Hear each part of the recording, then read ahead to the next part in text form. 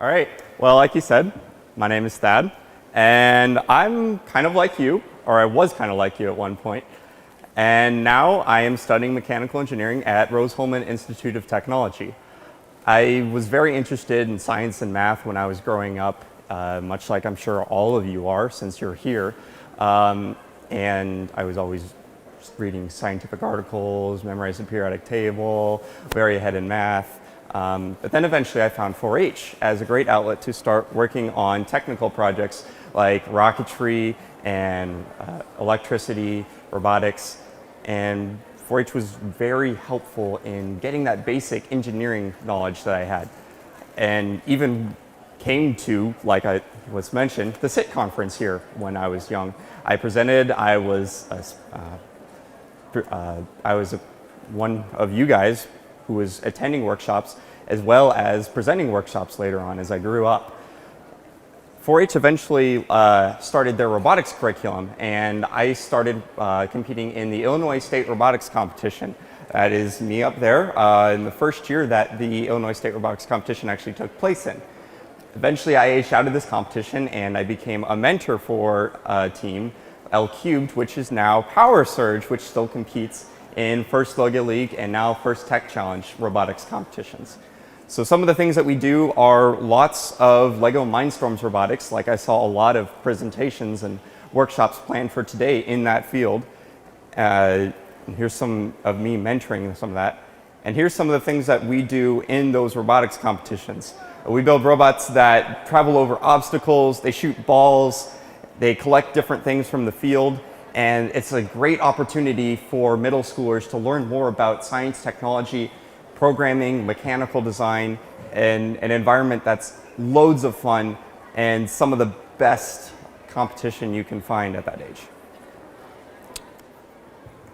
So after that, I actually caught wind of a grant to start a FIRST robotics competition team.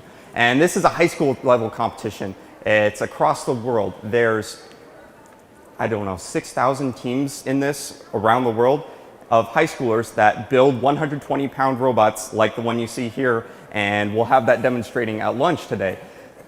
We do anything from sieging castles by shooting boulders to launching frisbees, launching yoga balls, and we do this all in 6 weeks, from giving a challenge to having a completed 120-pound robot from scratch. It is some of the hardest fun you will ever have. We do everything from the mechanical design, the software design, the electrical component layout, sponsorship solicitation, public speaking like I'm doing right now in order to get more people involved with it. It is the greatest outlet that I had during high school to learn more about engineering and technology. So here's one of our robots last year's, and here's some video of the different things that we do. So shooting boulders, launching yoga balls over trusses, and in the bottom right there's actually footage of a competition which has played 3 robots on 3 robots. So we're competing with some teams in the Illinois area and against 3 other teams in the Illinois area. And now that I'm in college, this is what I do.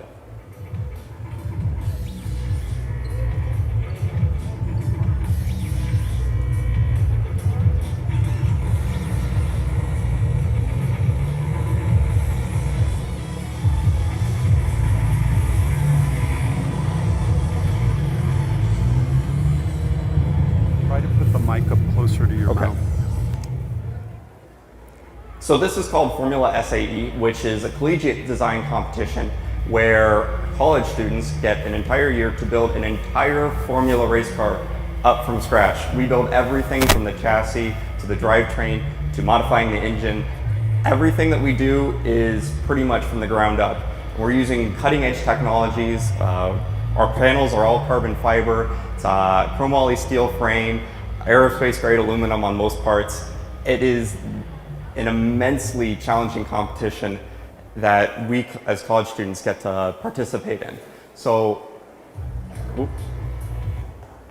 as you can see from the charts here, we have units of awesomeness, which are power per weight ratio. LEGO has about 13 horsepower per ton, so it's pretty cool, but in comparison to FRC, it's about 30 horsepower per ton. So it goes a little bit faster. But on FSAE, we build a car that's about 200 horsepower per ton, and that's including the driver weight in it. So as you can see from this next chart, that influences our 0 to 60 time, aka the slowness factor. So Lego has an infinite slowness factor, as does FRC, because they don't go up to 60 mile an hour. But eventually you can build awesome race cars that go from 0 to 60 in about 2 seconds. So while some of you might be learning on the road to drive safely, we're just learning to drive fast. So like I mentioned before, it's a team effort, and whereas in FRC and FLL, you need people just to get the job done because you have a lot of work to do in those 6 weeks. In the competition that I'm in, you need all those people because there's so much things you have to know. I'm in charge of drivetrain, and so I do a lot of structural and dynamics engineering. Chris to the right of me in that picture is in charge of the aerodynamics of it. I don't know enough about the aerodynamics to actually make the wings that help push our car down. I don't know about the suspension system as much as Jake to the right of me. We need all those people with very different and diverse skill sets who've specialized and learned more about each individual subsystem of a car. Like, the car seems like something simple, but it's very complicated, and we have about 15 different subsystems on the car that each of us focuses on. And then we compete against thousands of teams across the world at different colleges. You can see some of them here at Formula SAE competition, and there's just so many different cars and so many different ways that different teams have gone about making a car. Our car is a very light car, and we don't focus as much on power as we do on cutting weight from the car, and that helps us accelerate faster. Whereas some teams, they focus enormously on power and less on aero and reducing weight. So there's very different design philosophies, and it's really cool to see the various different ways that people have gone and built different cars.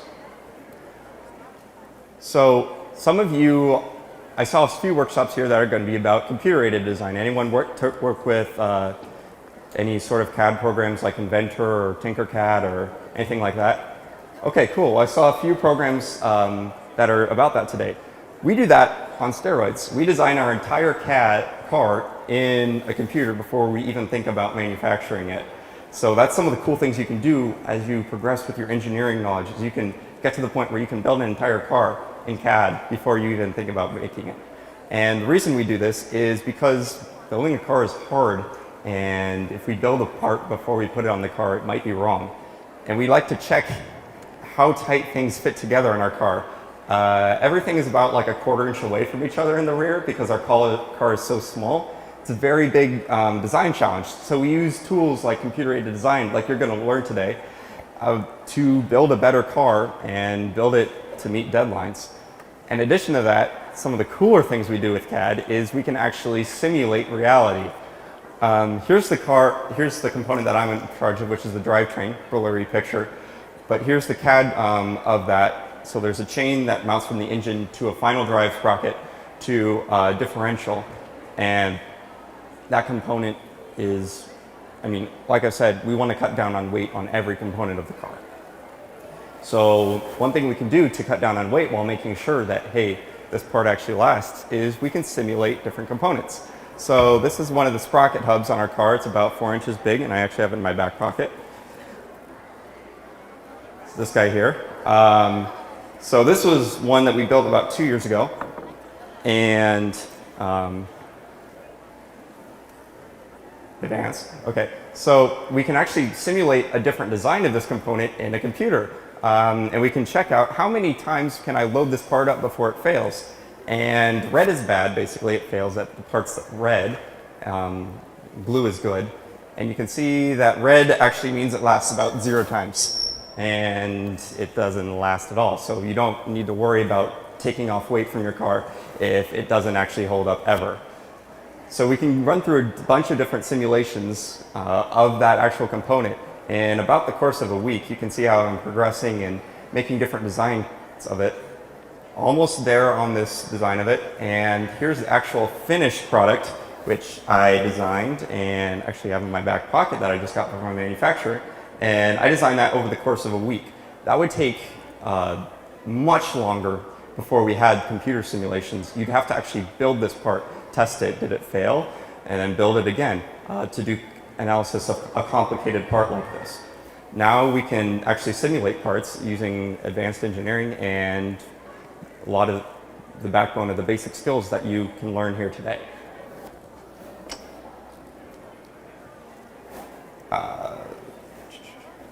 Scroll. Yeah, so there's a bigger, if you couldn't see what that part looked like, that's the actual final part. All right, so how does it take to get to this level of engineering knowledge? There's a lot of steps here. I went from not knowing anything in like second grade to now I build race cars for fun. The first thing you need to do is learn how to teach yourself. We're all here and we're going to teach each other some stuff here today, but when you go out into the real engineering world or when you go back, you're not going to have just one person who can answer all your questions. You're going to need to know how to look up and do some research and figure out things for yourself. Anyone here know the fatigue curve for 7075 T651 aluminum with a reverse stress ratio of negative 0.5? Exactly.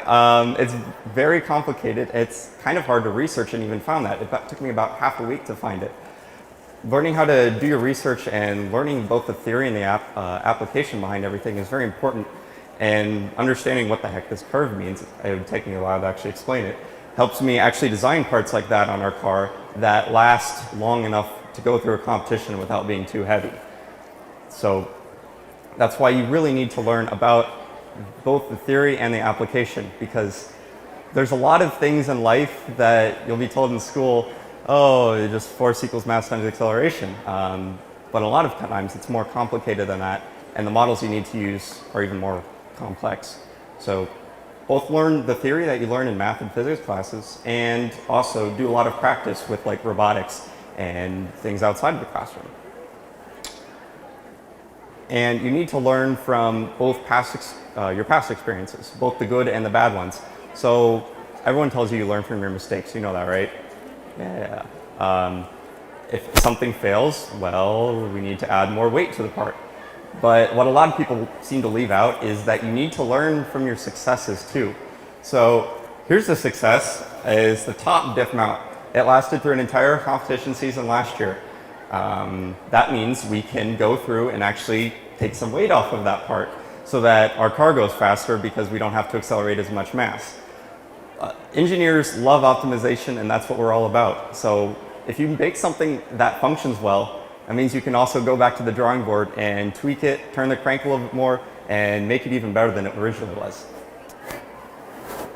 And go out and do some research about something before you actually design something.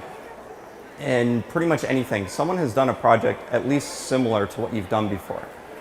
There's no need to reinvent the wheel and go through and get all the new experience. You can go out and do some research about what someone else has done before making a project. When I was designing the drivetrain for our car, like I said, there's thousands of teams that have built drivetrains for their cars. Everyone needs a drivetrain on a car. So I went out, did some research, and learned what were different methods that teams use to tension their chain on the drivetrain.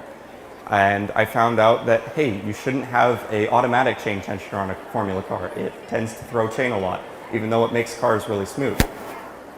And so I used that knowledge to go out and design the actual parts that I made in the entire system. Even though I didn't follow anyone's design to a T, I actually kind of reinvented the wheel. I learned from people's experiences because I did my research beforehand and should hopefully, fingers crossed, avoid a lot of the mistakes that people have made with that design. And you need to learn about networking. Other networking, the type of handshakes, human handshakes. There we go, that type of networking. You need to go out and meet different people here at the SIT conference. You are all interested in science, technology, engineering, and math. There shouldn't be any reason for you to go home and not have met anyone that you can work on a project with outside of this. There's teams like Metal Cow Robotics here today that you can go in and see if what they're doing is pertinent to what you're want to do. You can learn about software and mechanical design through them. It's how I helped myself level up in what I'm doing, and it's how you guys can help level up yourselves. If that doesn't suit your fancy, make sure you find someone in the classes that you're going to be taking today that you would like to work on some projects with. Make those connections while you're here at SIT today, and they will pay off for you immensely in the long run. And a lot of people will tell you work smarter, not harder. Kind of a lie, because you should work smarter and harder. There's no replacement for drive and passion and wanting to do really cool stuff. It's going to serve you way more than just knowing how to be smart. Is going to be learning how to be passionate about what you're doing. And that's all I have. Go out and have a great and hard and fun time today.